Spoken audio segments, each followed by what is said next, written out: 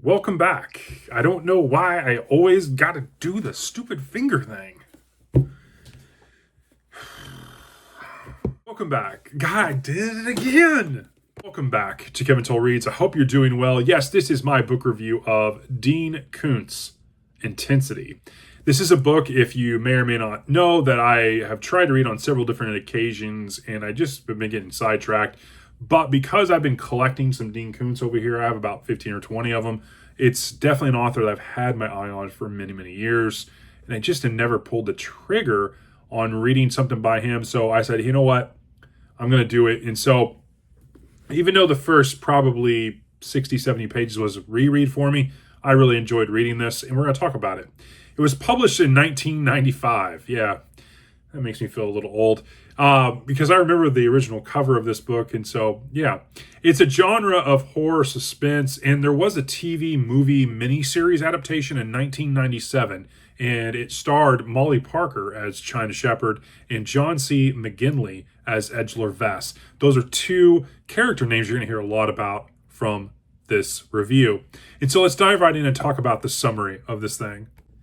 So China Shepherd is a 26-year-old grad student. She goes to spend a weekend with her friend Laura Templeton at Laura's parents' house in Napa Valley. They own a vineyard and a winery along with their house, and it sounds like a great weekend. And China is looking forward to it as they're on their way there because she hasn't had a vacation in a long while.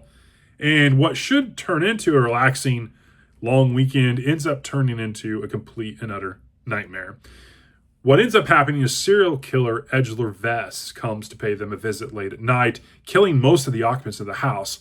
Unbeknownst to him, China is hidden under one of the beds, and her main focus as she's trying to survive is then to check on her friend Laura. Laura is in the other room, and she hears the screams and what's going on and knows that Vess is brutalizing her.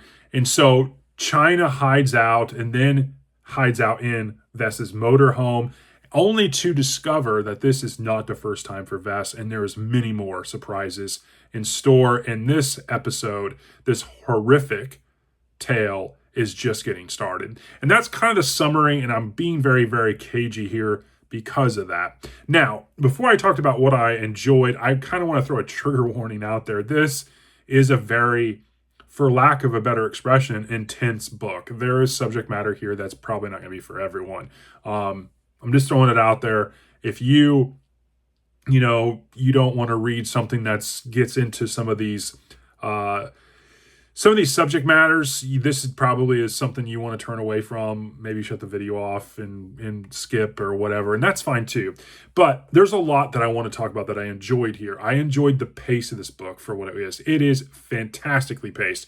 Once you get past about page 30, where you're at the Templeton's house and things start to happen, it does not stop until the very end. And it is really, really well done.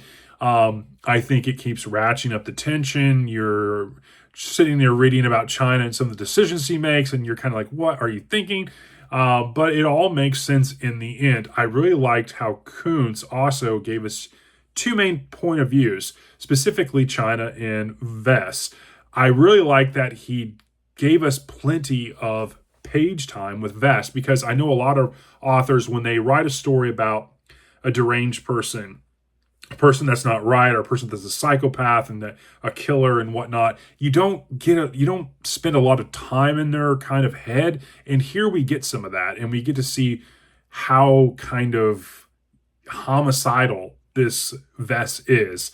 I really liked China Shepherd as a character, obviously, as the main protagonist. She's tough, resourceful. She is shaped by a very difficult and abusive childhood, which comes back to help her in this story. Vess, on the other hand, the antagonist, this self-proclaimed homicidal adventurer who pursues sensations and intensity in his life, violence, control, fear. Like, there's a lot to unpack, and it makes for an epic kind of one versus one. I really love the climax of this book. It is absolutely bonkers, the ending. There's a couple sections where there's twists, and I'm like, I know what's going to happen, and I was right. And it didn't take it away that I was like, oh, I figured it out ahead of time type thing, or I figured it out right then. It didn't take away from anything because there was, again, another twist that happens, and it's like, in the ending, just absolutely great. I really liked how Koontz wrote the ending of this book, as well as kind of the epilogue sections. You get to see what happens in the end as well with some of these characters. Do they make it? Do they not? And what happens if they do? And so I really like that as well. In terms of excerpts, I have something I want to share because Vest defines himself as someone who lives only to satisfy all his appetites, to immerse himself in sensation, to live with intensity. And I would have to guess the word intense or intensity is mentioned probably over 50 times in this book. I actually went out to AI to see if it would be able to tell me really quickly, like how many times is the word used, but OpenAI couldn't tell me that, but I think it's got to be over 50 times at least.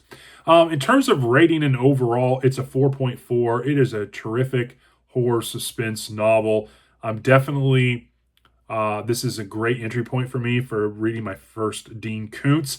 I know a lot of people have asked me in the past, like, where do you start with Koontz?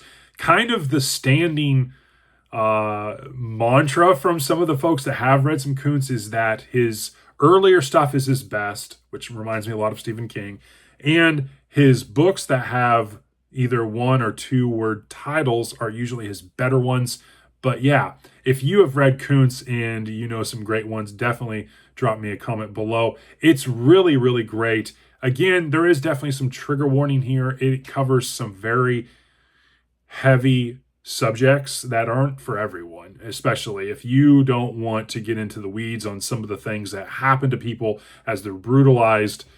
Yeah, this may not be for you. It is intense, really, for lack of a better expression. So, but I really enjoyed it. 4.4 out of 5, Dean Koontz intensity. I definitely will be checking out more from Koontz. And that is my review. I hope you're doing well, and I'll talk to you later.